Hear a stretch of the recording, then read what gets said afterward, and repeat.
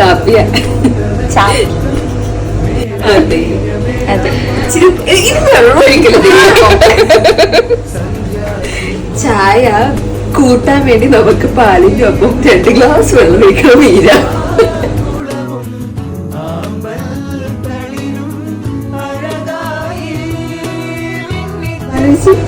പാലുള്ള ഒരു തുണ്ട് വെള്ളം ഒഴിച്ചാലാണ് ഇത് ഫുള്ള് വെള്ളല്ലേ. ഞങ്ങളുടെ ചായക്കടയിലല്ലേ മനോഹരമായിട്ടുണ്ട്. ഇത് ഞങ്ങളുടെ ഒരു സ്പെഷ്യൽ കാപ്പിയിൽ ഭഗവാൻ ഇങ്ങോട്ട് വരുന്നത് കുടിക്കാൻ.